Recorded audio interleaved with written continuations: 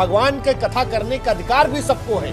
सब जाति को सुनाने का जो अधिकार है वो केवल ब्राह्मण को है। उस समय ये कहाँ गए थे तो ये कथा करने वाले सब लोग कहते हम अधिकारी नहीं है। अरे तुम सारे अधिकारी पाए। क्या ब्राह्मणों को ही कथा करने का अधिकार है?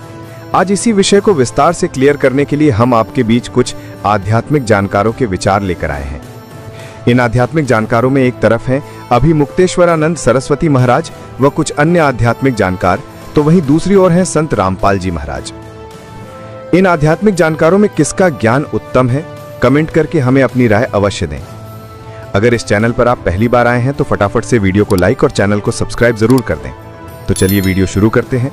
इन्होंने कहा कि साले 103 डेयरी है यहाँ पे ब्राह्मणों के गांव में, तुम यादव होकर के चमार होकर के यहाँ भागवत खाएंगे। ब्राह्मणों के गांव में यादव या होकर तेरी कथा करने की हिम्मत कैसे हो गई? ये सवाल मुकुटमणि से नहीं, हर उस इंसान से किया गया जो भक्ति की राह पर जाति की दीवार को लांघने की कोशिश करता है। यह सवाल उस सोच का प्रतीक है जो आज भी इस बात को मानता है कि भगवान जो है वो सिर्फ ऊंची जाति के हैं। और इन लोगों से आज हम ये सवाल पूछते हैं कि क्या भगवान श्री राम ने कभी शबरी से उसकी जाति पूछकर उसके जूठे बेर खाए थे? क्या भगवान श्री कृष्ण ने सुदामा से दोस्ती उसकी जात देखकर की थी?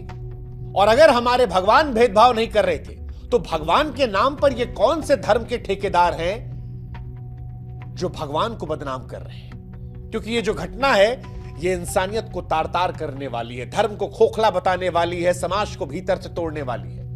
इटावा के दादरपुर गांव में कथावाचक मणि यादव और उनके सहयोगी संत कुमार के साथ जो कुछ हुआ वो केवल 2 लोगों की बेइज्जती नहीं थी, ये हिंदू समाज की आत्मा पर चोट थी। यह हमला किसी जाति पर नहीं बल्कि भक्ति के अधिकार पर था। यह चोट शरीर पर नहीं, उस विचार पर थी जो ये मानती है कि भगवान सबके हैं और भगवान के कथा करने का अधिकार भी सबको है। यह समाज के उस सच को उजागर करती है जिसे हम छिपा लेते हैं, जहां पर हम जय श्री राम का नारा तो हक से लगा लेते हैं, लेकिन उन्हीं भगवान श्री राम के आदर्शों पर चलने से हम और आप कतराने लगते हैं। हाँ, कुछ लोग अभी भी आएंगे, कहेंगे कि सर झूठ बोला गया था, उसने जाति छिपा ली थी।